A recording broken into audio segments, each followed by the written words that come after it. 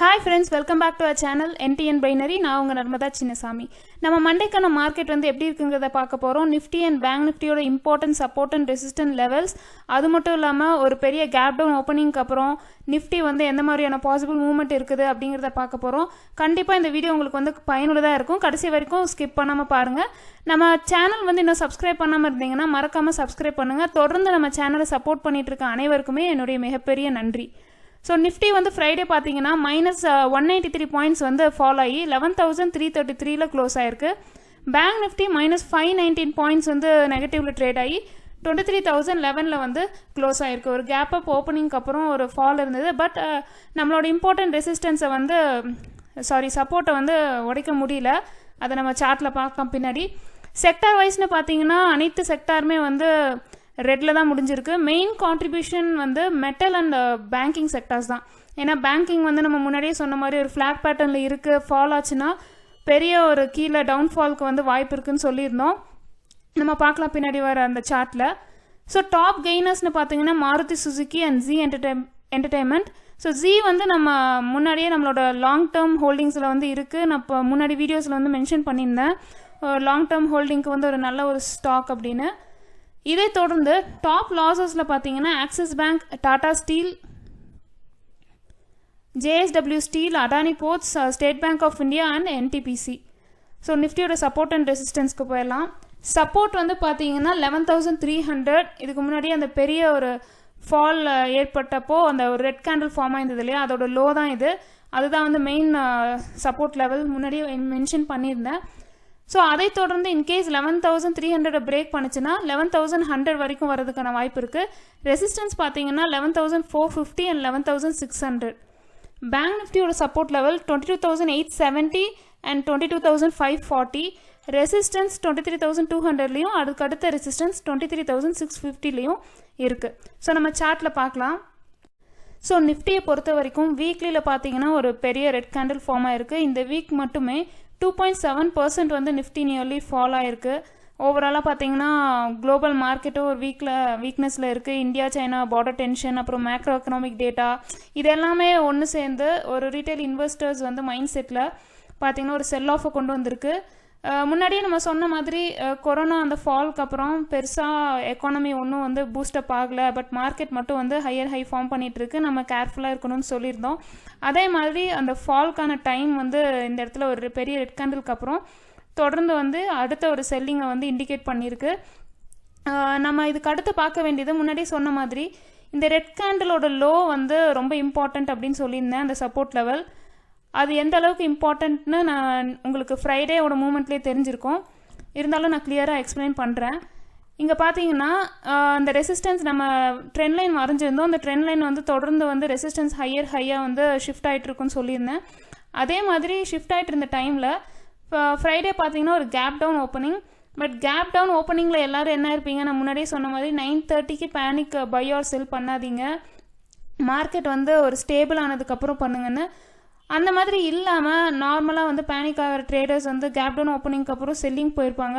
But resistance and support level தெரிஞ்சவங்க நம்ம சேனலை வந்து தொடர்ந்து ஃபாலோ பண்ணிட்டு இருக்கவங்களுக்கு தெரியும். நான் முன்னாடியே மென்ஷன் பண்ணியிருந்தேன் இந்த 11300 லெவலுங்கிறது வந்து ரொம்ப இம்பார்ட்டண்ட்டான சப்போர்ட் லெவல் அப்படின்னு.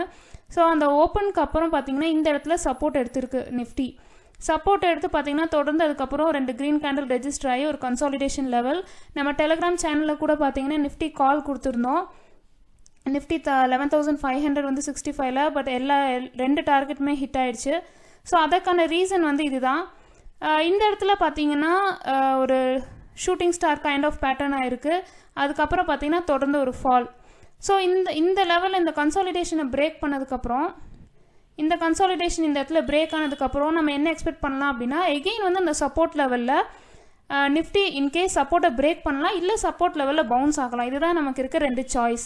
ஸோ அதே மாதிரி நம்ம எக்ஸ்பெக்ட் பண்ண மாதிரி நிஃப்டி ஃபால் ஆகி அந்த சப்போர்ட் லெவலில் பார்த்தீங்கன்னா end of the day break ஆகிற மாதிரி ஆகிட்டு 15 மினிட்ஸ் ஒரு ஹவர்லியில் பார்த்துருந்தீங்கன்னா தெரியும் எபவ் த சப்போர்ட் லெவல் தான் வந்து சஸ்டெயின் ஆகிருக்கு. சஸ்டெயின் ஆகி ஒரு ஸ்லைட் வந்து ஒரு புல் பேக் கொடுத்துருக்கு.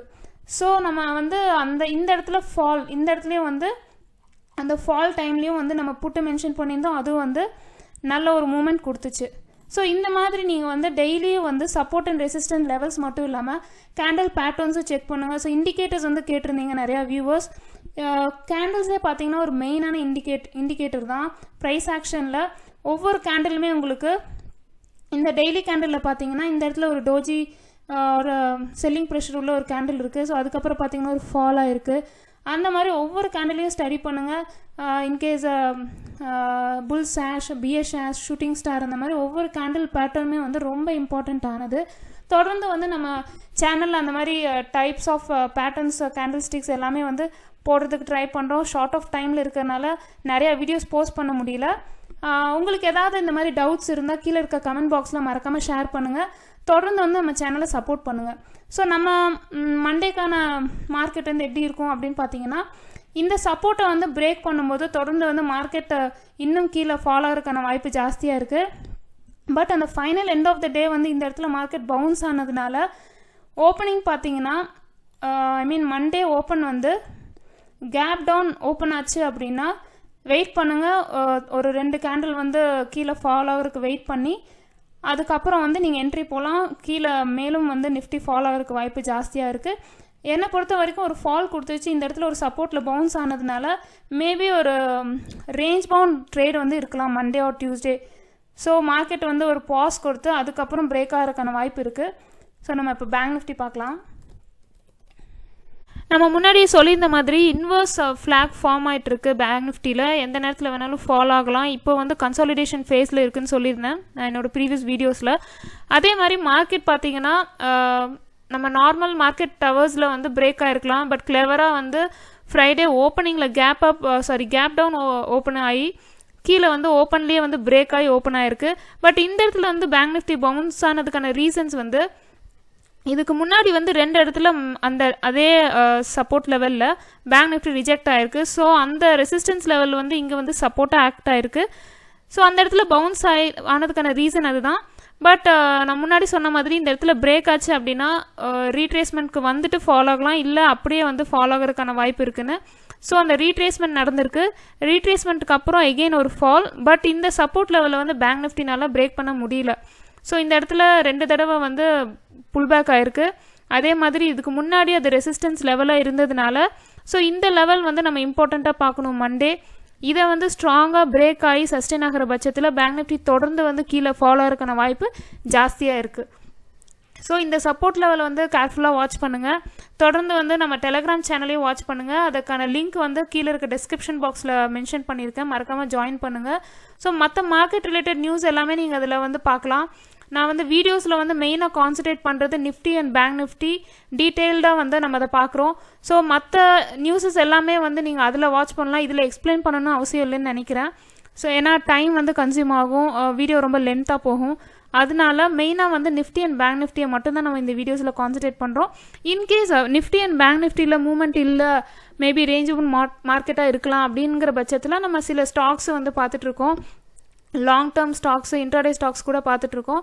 ஸோ சேனல் முடிஞ்ச அளவுக்கு உங்கள் ஃப்ரெண்ட்ஸ்க்கு வந்து ஷேர் பண்ணுங்கள். ஸோ பேங்க் நிஃப்டி அண்ட் நிஃப்டியை பொறுத்த வரைக்கும் இதுதான். மேபி ரேஞ்ச் பவுண்ட் மார்க்கெட் இருக்கலாம் நாளைக்கு. ஏன்னா இந்த ரீட்ரேஸ்மெண்ட் லெவலுக்குள்ளேருந்து இந்த சப்போர்ட் லெவலுக்குள்ளேயே வந்து ட்ராவல் பண்ணலாம். இல்லை அப்படின்னா இந்த லெவல் கூட வந்து ஒரு ரெசிஸ்டன்ஸ் லெவலாக ஆக்ட் பண்ணுறதுக்கான வாய்ப்பு இருக்குது. இந்த லெவலை ஸ்ட்ராங்காக பிரேக் பண்ணும்போது தான் வந்து பேங்க் நிஃப்டி தொடர்ந்து அப் ட்ரெண்டில் போகிறதுக்கான வாய்ப்பு இருக்குது. ஓகே, பேங்க் நிஃப்டி அண்ட் நிஃப்டியை பொறுத்த வரைக்கும் உங்களுக்கு ஒரு கிளியர் வியூ கிடச்சிருக்குன்னு நினைக்கிறேன். இதுக்கு மேலே உங்களுக்கு ஏதாவது டவுட்ஸ் என்ன விஷயமா இருந்தாலும் கீழே இருக்க கமெண்ட் பாக்ஸில் மறக்காமல் கமெண்ட் பண்ணுங்கள்.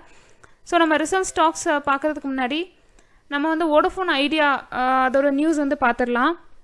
டெலிகாம் இண்டஸ்ட்ரியில் வந்து ரொம்ப நாளாக எல்லாத்துக்கும் தெரிஞ்ச விஷயம் இந்த ஏஜிஆர் கேசஸ் வந்து நடந்துட்டு இருந்தது. அதற்கு முற்றுப்புள்ளி வைக்கும் வகையில் சுப்ரீம் கோர்ட் வந்து ஏஜிஆர் டியூஸ் வந்து 10 years வந்து டைம் கொடுத்துருந்தாங்க பே பண்ணுறதுக்கு. அதை பேஸ் பண்ணி பார்த்தீங்கன்னா அனைத்து டெலிகாம் ஸ்டாக்ஸ் எல்லாமே வந்து ஒரு நல்ல பவுன்ஸ் பேக் இருந்தது. மெயினாக வோடஃபோன் ஐடியா பார்த்தீங்கன்னா 15 month ஹை வந்து ஹிட் பண்ணியிருக்கு அந்த நியூஸ்க்கு அப்புறம்.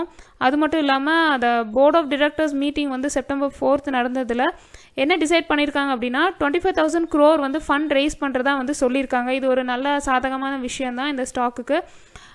அந்த ஃபண்ட் ரைசிங் பார்த்தீங்கன்னா 15 crore வந்து ஈக்விட்டி ஷேர்ஸ் சேல் பண்ணியும் இன்னொரு 15 crore வந்து பப்ளிக் ஆஃபர் அல்லது ப்ரைவேட் பிளேஸ்மெண்ட்டாகவும் இருக்கலாம் அப்படின்னு வந்து சொல்லியிருக்காங்க.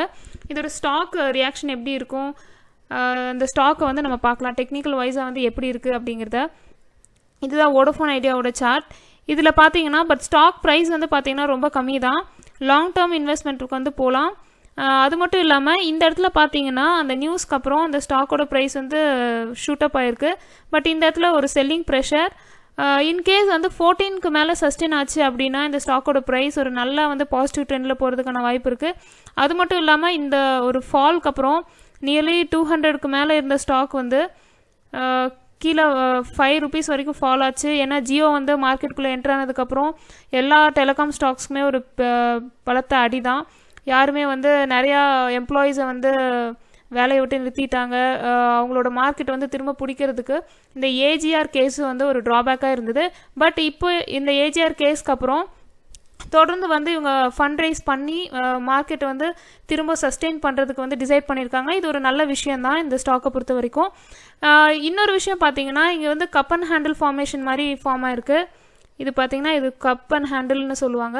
ஸோ இதை வந்து பிரேக் பண்ணுற பட்சத்தில் தொடர்ந்து இந்த ஸ்டாக் வந்து இந்த லெவல் வரைக்கும் வந்து மேலே ரைஸ் ஆகிறதுக்கான வாய்ப்பு இருக்குது. ஸோ தொடர்ந்து வாட்ச் பண்ணுங்கள். 15க்கு மேலே சஸ்டெயின் ஆச்சு அப்படின்னா இந்த ஸ்டாக்கில் ஒரு லாங் டேர்ம் ஸ்டாக் வந்து இது ஒரு நல்ல ஸ்டாக் அப்படின்னு சொல்லலாம். ஸோ நம்ம அடுத்து பார்க்க போகிறது வந்து கிரானுவல்ஸ்.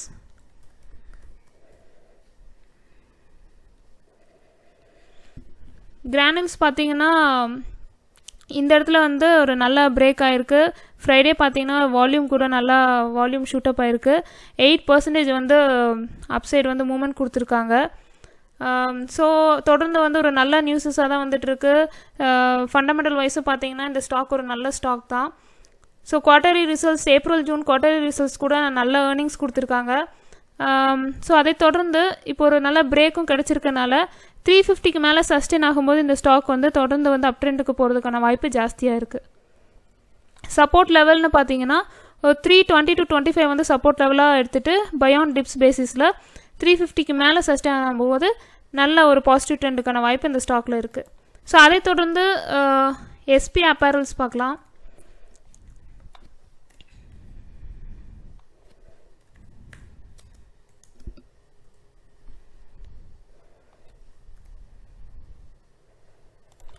இந்த ஸ்டாக் வந்து ஒரு லாங் டேர்ம் ஹோல்டிங்கான ஸ்டாக். பார்த்தீங்கன்னா அரௌண்ட் ஒரு 500 லெவலில் இந்த ஸ்டாக் வந்து ஒரு பெரிய ஃபால் 50 ரேஞ்சுக்கு வந்திருக்கு. அந்த 50 ரேஞ்சுக்கு அப்புறம் ஒரு கன்சாலிடேஷன் நடந்திருக்கு. வால்யூம் கூட பார்த்தீங்கன்னா ரீசெண்டாக ஜாஸ்தி வால்யூம்ஸ் ஆகிருக்கு. அது மட்டும் இல்லாமல் இந்த கன்சாலிடேஷன் லெவலை வந்து இந்த இடத்துல பிரேக் பண்ணியிருக்கு. பார்த்தீங்கன்னா தெரியும் 92 அந்த 50-60 ரேஞ்சில் இருந்த கன்சாலிடேஷன் வந்து பிரேக் பண்ணி 100க்கு மேலே சஸ்டெயின் ஆயிருக்கு. பட் 100க்கு மேலே போனது திரும்ப ரீட்ரேஸ்மெண்ட் இந்த இடத்துல நடந்து இந்த இடத்துல பார்த்தீங்கன்னா திரும்ப ஒரு ரேஞ்ச் பவுண்ட் ட்ரேட் ஆகிட்டுருக்கு. ஸோ இங்கிருந்து மேலே இந்த 120க்கு மேலே பிரேக் ஆகும்போது இந்த ஸ்டாக் வந்து நல்ல ஒரு பூம் அப் ஆகிறதுக்கான வாய்ப்பு ஜாஸ்தியாக இருக்குது. இந்த ஸ்டாக் வந்து உங்கள் ஸ்டாக் லிஸ்ட்டில் இருக்கலாம், ஆட் பண்ணிக்கோங்க. லாங் டேர்ம் ஸ்டாக்குக்கு இது ஒரு நல்ல ஸ்டாக். 120க்கு மேலே சஸ்டெயின் ஆகும்போது இந்த ஸ்டாக்கில் வந்து மேலும் வந்து முதலீடு செய்வதற்கான வாய்ப்பு ஜாஸ்தியாக இருக்குது. ஸோ நம்ம ரிசல்ட் ஸ்டாக்ஸ் பார்க்கலாம். ரிசல்ட் ஸ்டாக்ஸ் பார்த்தீங்கன்னா general insurance corporation, info edge, Parag milk food limited. இதுதான் வந்து மண்டேக்கான ரிசல்ட் ஸ்டாக்ஸ். ஸோ நம்ம ஓவராலாக வந்து எல்லாமே கவர் பண்ணிட்டோம். வீக்லி பேசிஸ்லேயும் மார்க்கெட் பார்த்தாச்சு. நிஃப்டி வந்து ஒரு பியரிஷ் என்கல்ஃபிங் பேட்டர்னில் இருக்குது. பட் வீக்லி வச்சு நம்ம கன்சிடர் பண்ண முடியாது. டெய்லியில் வந்து இம்பார்ட்டன்ட் சப்போர்ட் லெவல் வந்து 11,300. அதை பிரேக் பண்ணுதான்னு பாருங்கள். பேனிக் செல்லிங் போகாதீங்க, வெயிட் பண்ணுங்கள், சஸ்டெயின் பண்ணுங்கள். நம்மளோட டெலிகிராம் சேனலில் வர அப்டேட்ஸை வந்து பாருங்கள். தொடர்ந்து வந்து நம்ம சேனலை சப்போர்ட் பண்ணுங்கள். தேங்க்யூ.